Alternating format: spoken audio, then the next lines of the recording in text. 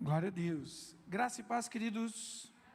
Sejam todos bem-vindos em nome de Jesus. Estamos aí para mais uma quarta-feira e a gente vai começar uma nova jornada, uma nova caminhada num novo texto bíblico. A gente vai caminhar pelo livro de Jó.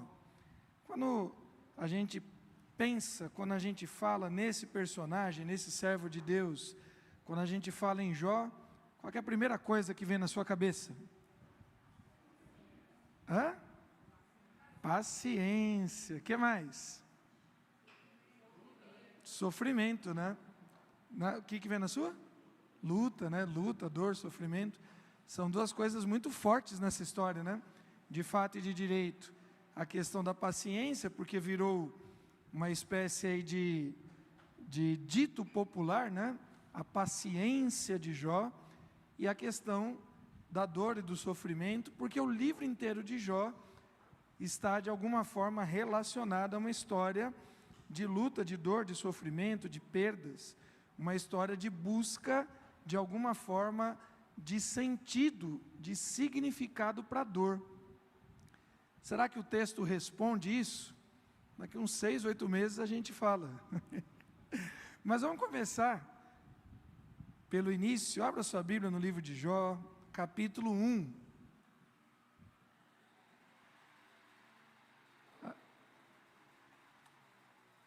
A gente vem numa sequência, né, de Esdras, Neemias, Ester. Essa sequência, Esdras, Neemias e Ester, de fato e de direito, estão dentro do mesmo recorte temporal, mesmo recorte cronológico. Então, de fato e de direito, Esdras e Neemias e Ester foram contemporâneos, viveram num recorte próximo e as histórias estão relacionadas. Mas o livro de Jó, que vem na sequência, quando a gente pensa aqui na nossa Bíblia impressa, ele está bem distante desse tempo. Jó não está perto em termos de tempo, de espaço, nem de Esdras, nem de Neemias, muito menos de Ester. Se Esdras, Neemias e Ester são três personagens que vêm logo depois do exílio, logo depois do período de cativeiro de Israel para a Babilônia, tem-se o entendimento que Jó seja um personagem que vem muito antes do Estado, da nação de Israel, antes do período de escravidão no Egito, antes de José, antes de Jacó, talvez até antes de Abraão. Livro de Jó, abra sua Bíblia aí, Jó capítulo 1, apenas o versículo 1, Jó 1:1. Diz assim a palavra do Senhor: havia um homem na terra de Uz, cujo nome era, esse homem era íntegro e reto, e temia a Deus, e se desviava do mal. Podemos todo mundo ler na mesma versão? Vamos aqui na tela? Havia um homem na terra de Uz, cujo nome era Jó. Esse homem era íntegro e reto, e temia a Deus, e se desviava do mal. Vamos orar? Pai querido, obrigado por mais um dia de vida que o Senhor nos concede. Obrigado pela oportunidade de estarmos juntos em atitude de louvor, de adoração. Obrigado a Deus por tantos que se dedicam a Deus para a realização do culto. A turma que chegou aqui antes para organizar, para limpar, para abrir a igreja, a turma da imagem, do som, a turma da música. Nós te louvamos, ó Deus, porque a tua casa é feita de muitas mãos que se levantam em atitude também de louvor, de adoração, muitos joelhos que se dobram no clamor, na intercessão, muitos bolsos que contribuem, muitos pés que vão, ó Deus, anunciar a tua obra. Nós te louvamos por isso. Obrigado a Deus por esse culto, obrigado pela oportunidade de iniciarmos essa caminhada no livro de Jó, que o Senhor nos permita caminhar durante o tempo, estudando esse texto, e que esse texto possa falar profundamente com cada um de nós, trazendo, Senhor, consolo diante das lutas, do sofrimento, da aflição, trazendo esperança na tua presença, que de fato nos guarda e nos abençoa. Fala conosco, é o que nós te pedimos em nome de Jesus, amém? Coloca aí para a gente. Hoje nós vamos fazer uma introdução, uma espécie de contexto do livro de Jó, para depois a gente poder se debruçar aí nas Escrituras, né? Mas, de novo, o texto de Jó é um dos textos mais fascinantes da palavra de Deus, é um dos que trazem mais intrigas, dúvidas, questionamentos, não somente pelo que sabemos, né? A gente vê que Jó tem uma sequência muito trágica, ele vai perder seus filhos, vai perder seus bens, vai perder suas posses, vai perder sua saúde, não só pelo que nós sabemos, que gera realmente uma certa empatia, que gera a gente até um certo medo. Você já teve medo de Deus, de repente, tratar você como tratou Jó? Quem nunca? Eu já tive, lendo o texto, pensando, meu Deus do céu. A gente fica pensando, se colocando no local do personagem, porque ao final, lá no capítulo 42, é muito bonito. A gente lê assim: e Deus restaurou a sorte de Jó e lhe deu tudo novamente em dobro. Não é bonito? Mas ninguém quer começar a história no capítulo 1 e no capítulo 2, quando Jó perde tudo. Então, não apenas pelo que lemos e sabemos, mas a história de Jó também é muito intrigante e fascinante pelo que nós não sabemos e pelo que nós imaginamos a partir daquilo, do pouco que o texto fala. Por exemplo, a gente não sabe quem é o autor. Passa mais uma aí para a gente. A gente não sabe. São várias dúvidas, né? Quem, quando, onde e por quê. A gente não sabe quem é o autor desse texto. E tem algumas possibilidades. A gente não sabe quando foi escrito. Também tem algumas possibilidades. A gente não sabe de maneira precisa onde fica essa região de Uz, que o texto apresenta. Também tem algumas sugestões, alguns estudos, mas não é cravado, não é sacramentado. E tirando esta frase, que Jó era um homem íntegro, reto, temente a Deus, que se apartava do mal, que ele era casado e tinha filhos, a gente não sabe mais nada a respeito desse personagem. O texto é fascinante, ele mexe com a nossa imaginação, ele mexe com as áreas talvez mais sensíveis da humanidade, que é o nosso medo. Ele mexe a ideia da dor, a ideia do sofrimento. Quem aqui já passou, quem já quebrou algum osso aí do corpo, quem já quebrou alguma parte? Quem está quebrado ainda, né, Dani? Levanta o dedo, quem está quebrado. Mas quem já passou por algum incidente, quem já quebrou alguma coisa e ficou um período internado, a gente está com o irmão da igreja, não sei se ele está assistindo aí, o Wanderson, que ele está com uma gaiola na perna, 3 quilos de ferro para corrigir os ossos. E são períodos de dor, são períodos de reclusão, são períodos de sofrimento, períodos de incertezas, de como você vai voltar, se as coisas vão dar certo, etc. e tal. E de novo, o livro de Jó coloca a gente nessa situação. Uma outra coisa interessante e fascinante no livro de Jó, é porque Jó ele se apresenta como um personagem justo, diante dos seus amigos, dos seus parceiros, e ele quer discutir a sua justiça com Deus. E a partir dessa loucura de Jó, que muitas vezes é a minha loucura, e muitas vezes é a sua loucura, de você achar que você está certo, que você é justo diante de Deus, e o que você está passando, o que você está sofrendo, você não merece. Já passou isso na sua cabeça também? Na minha já. E a gente vai ver, a partir do texto de Jó, que isso é uma loucura. E dentro desse ato de loucura, Jó faz cerca de 20 perguntas diretas a Deus. E a gente vai ver isso ao longo do texto. Jó bate de frente com Deus. Tem um momento que Jó diz assim: olha, é fácil, Senhor, dizer isso daí. O Senhor não quer ficar no meu lugar? O Senhor não quer se tornar homem e discutir isso cara a cara? Jó tem esse tipo de conversa com Deus. E Deus responde a Jó, sim ou não? Deus não responde a Jó com resposta. Deus faz 80 perguntas a Jó, para que Jó, de alguma forma, a partir das perguntas que Deus faz, pudesse refletir naquilo que Jó não sabia. Só que além das perguntas diretas que Jó faz a Deus e que Deus faz a Jó, nós temos perguntas indiretas. Qual uma grande pergunta indireta que o texto de Jó tem? Pela história que você conhece, o que o texto clama para a gente, quando a gente fala de Jó? por quê? Por que sofremos? Como suportar a dor? Não é isso que o texto diz? De alguma forma, como você lê, você fica com esse embate no coração. Meu Deus do céu, se o cara é justo, íntegro, reto, teme a Deus, por que Jó sofre tanto? Já se perguntou? Quando você foi traído numa amizade, na escola, na faculdade, na igreja, quando alguém pisou na bola com você, quando alguém fez uma fofoca a seu respeito, quando alguém te traiu, quando você perdeu uma oportunidade de negócio ou de emprego, você já fez essa pergunta sincera? Meu Deus, por quê? Por que comigo? Quem nunca? Né? Por que agora? Não podia acontecer isso em uma outra fase da vida, né? Justamente agora que eu e minha família estamos passando por isso. São todas perguntas que de alguma forma o texto de Jó nos traz. Isso realmente é real? Eu acho que Jó em algum momento queria acordar, né? Será que se eu acordar amanhã de manhã, as coisas vão ser diferentes? E quando ele acordava, era um pouquinho pior. Ainda estava um pouco pior. Já fez uma pergunta assim? Poxa vida, cadê aquele meu amigo, justamente agora, na hora que eu preciso?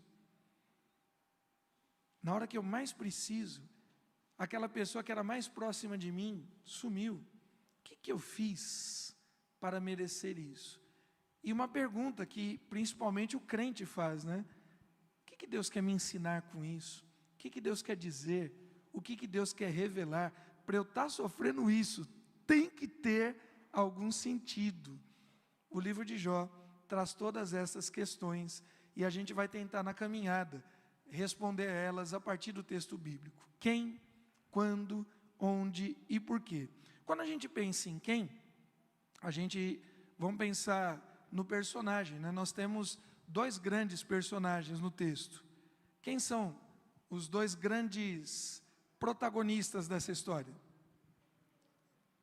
O primeiro é Jó, quem que é o segundo? Deus. Se a gente olhar para o capítulo 1, capítulo 2 e até o capítulo 37, que é o período de dor e sofrimento de Jó, e que Deus está calado, quem é o grande segundo parceiro, personagem? É o diabo, é Satanás.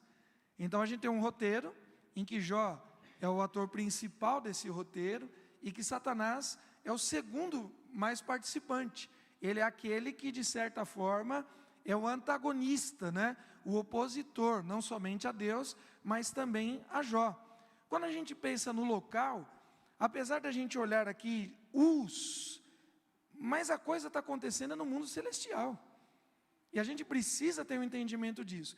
E se de todas as coisas que eu falar hoje à noite, você guardar esta, acho que vai ser a mais importante para a gente entender as próximas coisas.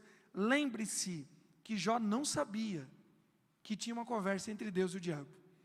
Lembre-se que só eu e você que estamos lendo o livro, é que a gente sabe que o que vem antes da dor e do sofrimento é um ato de acusação do diabo. Jó não sabia disso. As coisas estão acontecendo na vida de Jó, e Jó só está vendo o que está acontecendo no universo humano. Jó não sabe o que está acontecendo no mundo celestial. Então, o cenário principal é o mundo espiritual. Anota isso, irmão.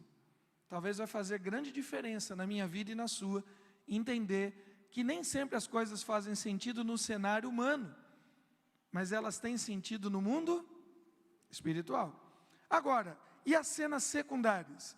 Acontece no Oriente, no deserto. Essa região de Uz, que não é uma região certa, não é cravado pela arqueologia, pela geografia bíblica a sua localidade, tem-se algumas pistas, e vai de norte a sul da região de Israel. Se a região de Uz estiver a sul, ela estaria abaixo de Israel, na região do Negueb, perto de Edom. Então seria uma região entre a atual geografia de Israel e o Egito. Se ela estiver ao norte, Uz estaria na região da Síria. A grande coisa é que Jó era um personagem importante. Ele era conhecido literalmente de norte a sul. Ele era conhecido pela sua riqueza, ele era conhecido pela sua bondade, ele era reconhecido pelas pessoas. Uma outra coisa para a gente pensar, qual que é o tema principal? qual o tema principal? Será que de fato é a dor e o sofrimento? Será que a gente consegue enxergar alguma outra coisa nesse texto? Porque nos capítulos primeiros a gente vai ver dor e sofrimento, mas nos capítulos finais nós temos uma reviravolta impressionante da história. Volta mais o slide anterior. Quando a gente pensa no quando e no onde, a gente tem algumas outras pistas que nos ajudam. Por exemplo, a linguagem desse texto é uma linguagem no estilo das poesias que se encaixam com a escrita de Salmos, Provérbios e Eclesiastes. É um tipo de vocabulário poético sapiencial, ou seja, poético de sabedoria. De novo, se encaixa com os textos da época pós-Salomão, uma época antes do exílio da Babilônia. Não significa que Jó tenha vivido nesse período, significa que quem registrou a história, para que ela viesse para o texto bíblico, possivelmente tenha escrito numa geração anterior à geração do exílio. Uma outra coisa interessante, além do linguajar pré-exílico, que nos permite esse chutômetro, que o texto teria sido escrito antes do exílio, nós temos algo interessante, porque o texto diz que depois que Deus restaurou a sorte de Jó, Jó viveu 140 anos. Como Deus dobrou tudo o que Jó tinha, dobrou a quantidade de camelos, de gado, e de novo, isso é um estilo de contação de história, esse é um estilo de narração poética, a gente pode inferir que Deus também teria dobrado o tempo de vida de Jó. Então, se Deus deu mais 140 anos a Jó, quantos anos Jó tinha quando começou o seu sofrimento? Alguma coisa em torno de 70 anos. 70 mais 140, Jó teria vivido 210 anos. Teria vivido mais do que Abraão, de Isaac e Jacó. Nós sabemos que pós-dilúvio e pós os eventos dos patriarcas, o tempo de vida do ser humano diminuiu muito. Então, se Jó viveu 200 e poucos anos, ele deve ter vivido realmente de Abraão para trás, e não de Abraão para cima. Até porque nesse texto não é citado nada a respeito dos patriarcas. E se é um texto que está dentro do universo judaico, um texto de sabedoria, estranho, uma narrativa que conta a história de uma pessoa e não cita nenhum dos patriarcas. Uma outra coisa interessante que o texto nos indica, para que a gente possa pensar no quando aconteceu a história de Jó, é que a riqueza de Jó, ela é enumerada a partir de ovelhas, de camelos, de gado, etc. Nada fala a respeito de ouro, de prata e de bronze. Coisa que, a partir de Juízes para cima, principalmente no livro dos reis, quando vai citar riqueza, se fala de ouro, de prata e de bronze. Na época de Jesus, se fala de talentos e se fala de moedas, dracmas, dai a César o que é de César. Jó vem numa época bem anterior, porque o ouro não era tão comercializado assim e não havia as moedas. Ou seja, a gente pode de novo pensar em Jó como um personagem que seja anterior a Abraão. Adianta mais um? A gente falou já, do roteiro histórico, um prólogo, que coloca o personagem principal como Jó, um homem íntegro, reto, honesto, diferente dos demais. Te lembra alguém, quando apresenta desse jeito? Homem justo, reto, íntegro, que achou graça diante de Deus. Lembra quem? Noé. Você estava lá, né, Zelo? Você estava lá. Um dos dois pisou na lama. Não estava no dilúvio, mas pisou na lama. Verdade, lembra a história de Noé. Olha, o Zelo voltou a ler a Bíblia, viu, Dô? Cadê o Dô? Para seguir esse exemplo, viu? Lembra a apresentação. Mas o que é destacado? Se o texto não se preocupou em destacar de fato e de direito os itens históricos, o texto se preocupou em destacar o quê? Me ajudem? O que o texto destaca? quando apresenta Jó? O que é mais importante saber de Jó? A vida, o coração. Mais do que saber de quem Jó era filho, era importante saber o caráter de Jó.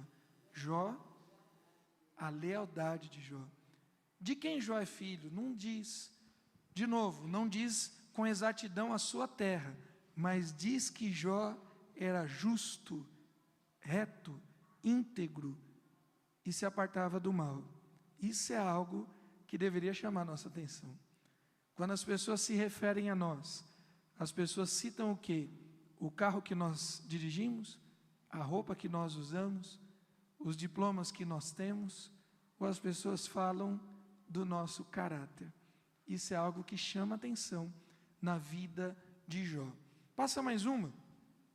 Já falamos do seu antagonista principal, Satanás, que é um personagem sórdido, ardiloso, sem escrúpulo, e é o grande tentador de Jó, é o grande tentador do povo de Deus, né? Nós precisamos ter esse entendimento. Mas além de um roteiro histórico, há uma espécie de roteiro ideológico, um roteiro filosófico, onde o tema sofrimento é muito forte. E a questão que está por trás, qual o motivo do sofrimento? Numa resposta muito simples, a gente pode dizer que o motivo do sofrimento é o diabo. O motivo do sofrimento é Satanás, sim ou não? Que é Satanás que vai perturbar a vida de Jó. Mas a gente vai descobrir que tem mais coisas. E a gente precisa subir um degrauzinho na nossa caminhada de maturidade. Jó pecou especificamente algum pecado para sofrer aquela sequência do capítulo 1 e 2? Sim ou não? Não. Mas Jó era pecador. E Jó vivia num mundo tal qual eu e você, um mundo que jaz no maligno. Talvez você, no dia de hoje, não tenha tido tempo de pecar, antes de ter tropeçado e metido a canela na quina da cama. Talvez no dia de hoje você não tenha tido tempo de pecar, de blasfemar, de usar uma palavra chula, de cobiçar algo de alguém, e você perdeu o ônibus para ir para o seu trabalho, e você chegou no trabalho e foi demitido. Talvez você não tenha feito nada de errado no dia de hoje, mas a gente não pode esquecer que no dia de ontem, e desde que nós nascemos, nós somos o quê? Pecadores. E a gente está num mundo de pecados. Nós não somos tão inocentes assim. Jó também não era. E a gente precisa entender isso. Há um dilema por trás do livro de Jó. É o dilema da filosofia, é o dilema clássico, que as pessoas sempre perguntam: se Deus é bom, por que Ele não acaba com o problema do mal? Se Deus ama o seu povo, se Deus amava Jó, como é que Deus permite Jó sofrer? Vamos pôr uma pulga atrás da orelha, vamos piorar um pouquinho essa história? Se Jó era justo, temente a Deus, se apartava do mal e sofreu, imagina eu e você, que talvez não tenhamos essas mesmas qualidades. Talvez você queira desistir de voltar na quarta-feira que vem, mas eu vou te incentivar de você continuar vindo. Existe uma crise com a lógica humana. Qual é a lógica humana para dor e sofrimento? O que os 3 primeiros amigos de Jó ficam batendo constantemente? Por que Jó está sofrendo? Segundo a lógica humana, porque ele fez alguma coisa errada. É a lei da semeadura. O que planta o homem, isso colherá. Sim ou não? Sim, mas a gente também colhe coisas que nós não plantamos. Nós colhemos paz, nós colhemos justiça, nós colhemos perdão, nós colhemos salvação, e nós não plantamos isso. Quem plantou? Jesus. Então, há uma reversão da lógica humana. A lógica humana diz uma coisa, Cristo Jesus realiza coisas diferentes. O que se planta, colhe. O sofrimento tem relação com o passado. Muita gente entende assim: o que eu estou sofrendo hoje tem a ver com o passado, minha infância, minha adolescência. Para aqueles que acreditam na vida anterior, a um karma, a um espírito ruim ou coisa do tipo. Quem que pode ler para nós aí? João, capítulo 9, versículo 1. E esse pensamento não era só do Oriente Antigo, não. Na época de Jesus ainda tinha essa ideia. João capítulo 9, versículo 1. Então, de repente, você está sofrendo nessa vida, porque você foi corintiano, palmeirense, são paulino, santista na vida anterior, não é? Para quem torce para um time, vai dizer que você está sofrendo, porque você é torcedor de algum dos outros 3 na vida passada, não é assim? Será que você fez alguma coisa errada na vida passada? João 9:1, o que diz?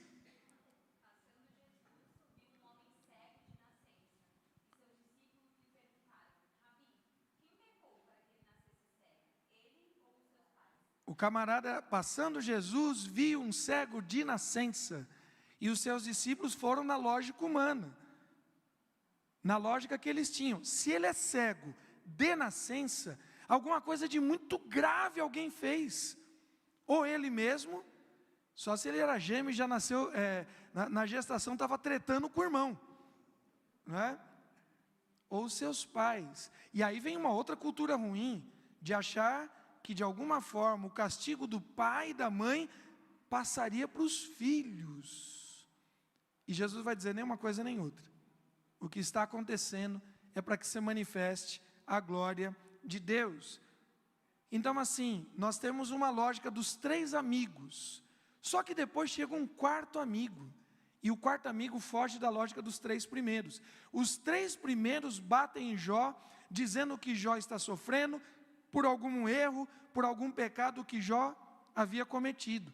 Quando o 4º amigo chega, Eliú, ele vai dizer que Jó está sofrendo por uma coisa que ele nem fez, mas que ele ainda viria a fazer. Deus está corrigindo ele por alguma coisa do futuro próximo. Aí lascou, aí deu ruim, né? É coisa que eu fiz ou coisa que eu nem fiz ainda, mas é a lógica humana. E um outro tema que está por trás aqui para nós discutirmos: quem está no comando? Quem está no governo de todas as coisas?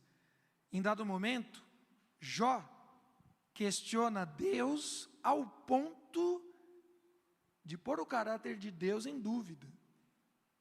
Se Deus é justo, por que eu estou sofrendo?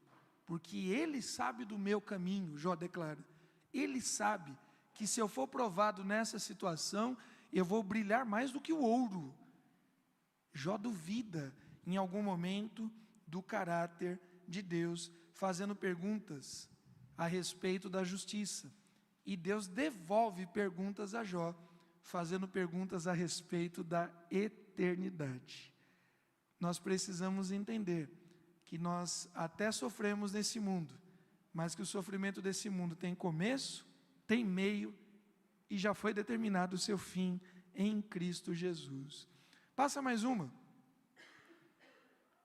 E para terminarmos esse passeio aqui, introdutório ao texto de Jó, a ideia principal, nós temos um roteiro bíblico, nós temos um roteiro teológico, nós temos um Deus que está no governo de todas as coisas. Você crê nisso? Jó teve momentos de dúvidas, eu também tenho, você também tem. Lembra de João Batista? João Batista declara: esse é o Cordeiro de Deus que tira o pecado do mundo. Ele declara que Jesus é o Cristo, Filho do Deus vivo. Só que quando João Batista é preso, ele teve um momento de dúvida.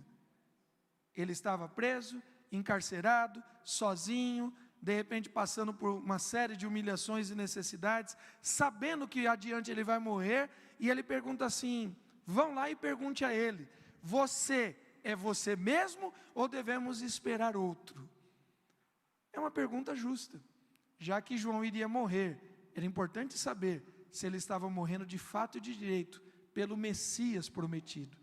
E Jesus responde: digam a João, os cegos enxergam, os surdos ouvem, os coxos andam, e o evangelho é pregado aos pobres. E nesse momento entendo eu que João diz assim: já entendi, eu vou partir em paz, porque o meu ministério foi cumprido. Nós precisamos crer que Deus está no governo de todas as coisas. Por que Deus não responde a Jó de maneira direta e objetiva? Por que Deus não explica para Jó o que estava acontecendo? Porque tantas vezes nós estamos diante do silêncio de Deus. Por que Deus não fala conosco quando nós passamos por algumas lutas, dores e sofrimentos? Por que Deus não fala? Me ajudem, o que vocês acham? Por que Deus não fala? Tem uma resposta que é dolorida. Talvez seja a mais simples e uma das mais doloridas para o nosso ego. Sabe por que Deus não fala? Porque se Deus falasse, eu não entenderia. Porque Ele é Deus e nós não. Por que Deus não fala, irmão? Porque nós não entenderíamos. Porque Deus está elevado acima de todas as coisas. Reina o Senhor, tremam os povos. Ele está assentado acima dos querubins. O Senhor é grande. Se você que entende, quem que é bom aqui de matemática? Tem alguém aqui que é do ramo? O Éder é bom na matemática? É bom nos cálculos? Né? Imagina, Éder, você pegar um cálculo difícil, uma equação de segundo, de terceiro grau, explicar alguma coisa de fração, explicar alguma coisa da física, de tempo e velocidade, de luz e sombra, para uma criança de 3, 4 dias de vida. Tem como? É mais fácil você explicar matemática para uma criança de 3, 4 dias de vida, do que o Eterno falar da eternidade comigo e com você. A distância de um adulto para uma criança, intelectualmente, é muito inferior à distância de Deus para conosco. Deus é maior, irmão. Deus é superior. Grande é o Senhor, nós declaramos. Cale-se diante dele toda a terra. Por que muitas vezes Deus não fala? Porque de fato, nós não entenderíamos. E o que nós vamos fazer com isso, irmão? Nós vamos entrar em crise? Jó teve um momento de crise. Ou nós vamos aprender a descansar no Senhor? Davi vai dizer assim: esperei com paciência no Senhor, e Ele se inclinou o seu ouvido para mim. Para de ficar brigando com Deus. Ah, Senhor, eu queria entender. Aí eu fico imaginando a Trindade conversando. O Deus Pai, o Deus Filho e o Deus Espírito Santo. Bom, eu falo ou você fala? O que a gente fala para Ele? Em dado momento, o Senhor Jesus humano, Ele chega para os seus discípulos, humano, o Jesus homem. Tenho muito a vos falar, mas vocês não estão prontos para ouvir. Nicodemos, que era um doutor da lei, Jesus começa a conversar com Nicodemos, João capítulo 3, e ele diz assim: Nicodemos, o vento sopra onde quer, você ouve a sua voz, o seu som, o seu barulho, mas você não consegue determinar nem de onde vem, nem para onde vai. Assim é todo aquele que é nascido do Espírito. E Nicodemos pergunta assim: mas como? Aí Jesus olha para ele: Nicodemos, você é mestre e não entende do básico das coisas humanas, como é que eu vou te falar das coisas celestiais? A gente não entende do básico. Como é que a gente vai explicar as coisas celestiais? Por que Deus não respondeu a Jó? Porque Jó não entenderia. Nós não precisamos muitas vezes da resposta de Deus, a gente precisa da presença de Deus. E aí Paulo vai dizer: a tua graça me basta. A tua presença me basta. Uma outra coisa que está aqui por trás é a justiça de Deus, que não era a justiça retributiva que os amigos de Jó tanto queriam e que tanto julgavam a Jó. Vamos ver um texto? Jó capítulo 40, do versículo 10 a 12. Quando Deus se manifesta, quando Deus chama Jó para uma conversa adulta. Você quer falar de justiça, Jó? Vamos falar de justiça então. Já que você entende tudo, Jó, de todas as coisas, já que você quer me ensinar a respeito do que é certo e errado, Deus chama Jó para uma conversa. Jó capítulo 10, 40, do versículo 10 a 12, diz assim: adorne-se, então, tipo assim, se vista, se revista, Jó, se adorne, se vista, se revista de excelência e grandeza, vista-se de majestade e glória. O que Deus está mandando Jó se vestir do quê?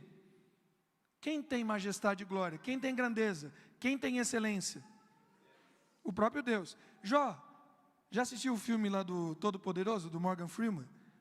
É isso aqui. É o Morgan Freeman trocando de lugar com o Jim Carrey. Deus faz isso com Jó. Jó, vamos trocar de lugar? Vamos ver se funciona? Jó, se vista de grandeza, se vista de majestade, se vista de glória, se vista de mim mesmo, e derrame as torrentes da sua ira. Olhe para os orgulhosos e humilhe-os. Não é isso que você quer? Você não quer que aqueles que te façam mal, você não quer que aqueles que te perseguem, aqueles que fazem intriga, aqueles que fizeram fofoca, aqueles que puxaram o teu tapete, você não quer pisá-los e esmagá-los? Então se coloca no meu lugar, Jó. Se coloca no meu lugar e pise neles. Sim, olhe para ele e os humilhe-os, esmague os ímpios no lugar onde estiverem. Deus chama Jó para uma conversa adulta. E se Deus fizesse isso? Esmagasse os ímpios, os perversos, os mentirosos, os fofoqueiros, quem de nós permaneceria? Porque a gente sempre acha que vai ser esmagado o outro, né? Quem de nós? E Deus está dizendo, vamos Jó, vamos trocar de lugar? Você quer estar no meu lugar? Você quer discutir justiça comigo? Então nós vamos fazer justiça. E aí você vai ter que caminhar alguns meses para a gente ver o que Jó respondeu depois disso, né? A grandeza de Deus está colocada a postos, porque enquanto Jó olha só para a sua dor, só para o seu sofrimento, e eu já comentei isso várias vezes, né? Quando eu passei o meu processo lá do infarto, da cirurgia, alguns irmãos perguntaram, pastor, doeu muito, tal. Eu tive um item que me roubou a minha atenção de um jeito, que eu não senti a dor de mais nada. Então tem o processo, né, de serrar o osso, abrir o peito, depois costura, tal. Eu não senti nada no tórax, porque eu estava com a costela quebrada, e o dreno roçando naquela costela, e com a inflamação no pulmão daquele lado, que me roubou a atenção de tudo. Eu tinha outro dreno do outro lado, fazia outros procedimentos, eu não sentia nada, porque tinha uma dor que me roubou toda a atenção. E nós somos assim. A gente quando está com dor, você não consegue ver mais nada. Se você chega no hospital com dor, e tem um monte de gente lá doente gritando, qual que é a pior dor? Sempre. É a sua, é a minha. E vocês mulheres não sabem o que sofre um homem quando está gripado. Vocês mulheres não sabem o que é a dor de um homem com gripe. Vocês esnobam a dor do homem. Mas Jó foi roubado da sua atenção. Jó deixou de ver a eternidade. Jó deixou de ver a glória. Jó deixou de ver a esperança, porque ele estava com dor, sim ou não? Roubou toda a atenção dele. Só que Deus chama ele de volta. E Deus apresenta dois grandes animais, um tal de Behemoth e o Leviatã. E há várias possibilidades para isso. Mas uma que me chama a atenção é que o Behemoth e o Leviatã são dois símbolos de grandeza. São dois símbolos de força. E são dois símbolos de força, de grandeza, incontrolável pelos seres humanos. E na minha cabeça, quando Deus apresenta isso a Jó, é como se Deus levasse Jó para fazer um passeio 3D pelo universo. Jó, onde você estava quando eu criei tal e tal coisa? Quando eu fiz as galáxias, quando eu separei os corpos celestes, quando eu coloquei limite entre a água e a terra, quando eu fiz isso, aquilo. Jó, você já viu esses dois monstros? Eles são grandes, eles são belos, ele assusta você, só que ele me obedece. Nós precisamos entender a grandeza de Deus, não está nas nossas mãos. Deus é Deus e Ele é grandioso. E para terminar esse passeio aqui introdutório, o livro de Jó diz a respeito, tem um roteiro de misericórdia de Deus, porque Deus não trata Jó na sua loucura. Jó pede a sua morte. Jó pede a sua morte, tal qual Elias, o profeta, também um dia pediu. Por que o Senhor não me mata de uma vez? Por que o Senhor não risca do calendário aquele dia que eu nasci? Por que o Senhor não me tira da história? Deus não ouve as nossas orações tolas. Deus não nos trata conforme o nosso merecimento. Segundo os Salmos, segundo Davi, Ele sabe que nós somos pó e nos trata concernente à sua bondade. E por fim, Deus restaura misericordiosamente toda a história de Jó. Nos capítulos finais, nós temos Jó se rendendo à grandeza, ao poder e à sabedoria de Deus. Nós temos Jó louvando e agradecendo a Deus, inclusive pelo período de dor e de sofrimento. Antes eu falava de coisas que eu não sabia. Antes eu te conhecia de longe, mas agora os meus olhos te veem, agora de contigo andar. Jó não descobre, talvez, a real causa da sua dor e sofrimento. Nenhum momento do texto revela que Jó ficou sabendo que tinha o diabo, Satanás, no calcanhar dele. Mas Deus descobre Deus no meio da dor e do sofrimento. Jó descobre a presença de Deus num lugar onde pouca gente imagina encontrar Deus. E você, já encontrou Deus no meio da sua luta? Já encontrou Deus no meio da sua dor? Já encontrou Deus no meio do seu sofrimento? Ele também está lá. O salmista declara: para onde? Se subo aos céus? Se vou no profundo dos mares? Também na dor, também no sofrimento, Deus está lá. Porque se eu estiver lá naquele local, é promessa dele que Ele não nos deixa, nem nos abandona. Se a gente chegar até o fundo do poço, Ele vai lá estar lá conosco, porque é promessa dele. E Jó descobriu isso. No meio da sua luta, no meio da sua dor, no meio do seu sofrimento, Jó encontrou Deus e renovou a sua esperança. Baixe sua cabeça um instante. Cada um tem a sua própria luta, a sua própria dor. Alguns estão sofrendo por questões fisiológicas mesmo, doença física, dores no corpo. Alguns estão sofrendo por doenças emocionais, dores na alma, um desejo, um sonho que você já pediu, já orou a Deus e ainda não ouviu a resposta do Senhor. O silêncio de Deus não significa ausência de Deus. O silêncio de Deus significa que talvez não seja o tempo de você ouvir a resposta. Talvez você ainda não amadureceu para entender a resposta. Pai e mãe não explicam para uma criança de 2, 3, 4, 5 dias de vida que o fogo queima. Pai e mãe simplesmente não deixam o filho pôr a mão no fogo. Não adianta explicar, a criança não vai entender. E Deus tem feito assim conosco, Ele tem nos amado, Ele tem cuidado de nós. E no tempo certo, Deus vai revelando. Para Jó demorou um período, para mim outro, para você também outro.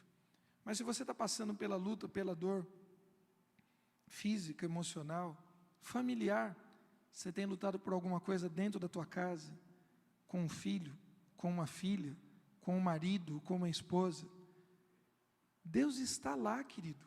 Deus está lá. A mão poderosa do Senhor continuou a preservar a vida de Jó, apesar de todo o intento maligno do diabo.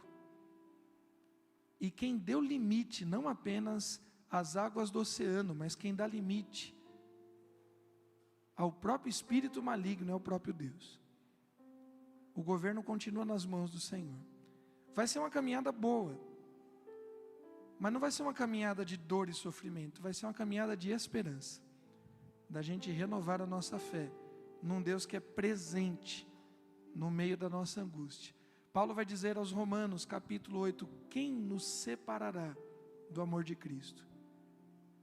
Será tribulação, angústia, perseguição, medo, fome, nudez, perigo ou espada? E Paulo responde, nada nos separará do amor de Deus revelado em Cristo Jesus. Creia nisso. Não tem dor, não tem sofrimento que nos distancie de Deus. E a gente vai aprender, isso foge da lógica humana. Isso foge da lógica humana.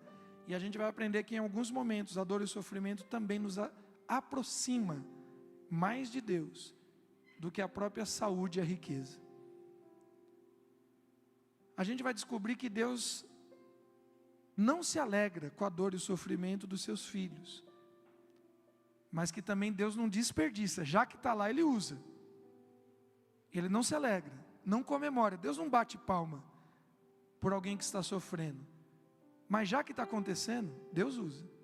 Deus age para o bem em todas as coisas.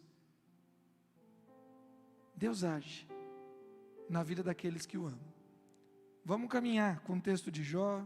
Te incentivo a orar e pedir a Deus, talvez não resposta, porque Jó me parece que foi um crente melhor do que eu e você, e Deus não respondeu a ele, só que Deus estava presente. Então peça a Deus presença. Fala, Deus, eu vou parar de pedir para o Senhor me explicar, não quero mais entender não, eu quero só sentir a tua presença.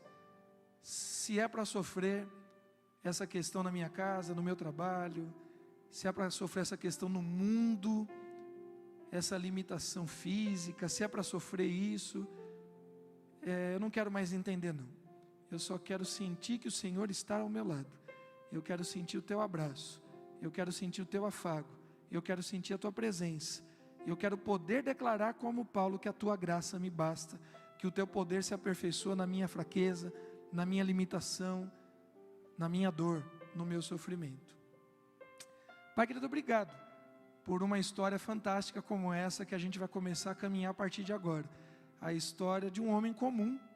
A gente nem sabe direito qual o período de existência desse personagem, mas é uma história que está na tua palavra, e a gente crê que a tua palavra é viva, a gente crê que a tua palavra é a verdade. Então, se está na tua palavra, a gente toma posse como uma história verdadeira. A gente ainda vai lembrar que outros personagens citaram Jó, outros profetas falam da intercessão de Jó, Jó como intercessor. Então a gente crê que sim, houve um homem que era temente a Deus, que era justo, que era reto, que era íntegro, que se apartava do mal e que passou por momentos terríveis na sua trajetória humana.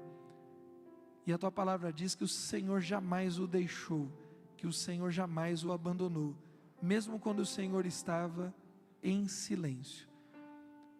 Às vezes, ó Deus, que no meio do silêncio a gente possa ouvir o bater do teu coração do ladinho do nosso.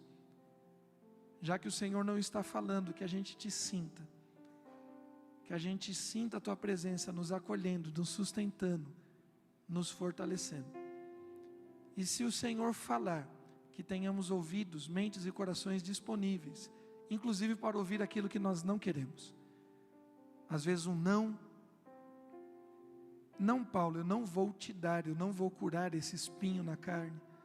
Não, Moisés, você não vai entrar na terra prometida. Não, Davi, você não vai construir o templo. Grandes homens e mulheres de Deus ouviram uma palavra que às vezes a gente não quer ouvir, mas que tenhamos ouvidos sensíveis e que possamos continuar crendo que a tua vontade é boa, perfeita e agradável, e que o Senhor tem sempre o melhor para cada um de nós. Nos abençoa nessa caminhada com Jó, que a gente possa iniciar e avançar nela até a tua volta ou até terminar o texto. Assim nós oramos gratos, fazemos isso em nome de Jesus. Amém?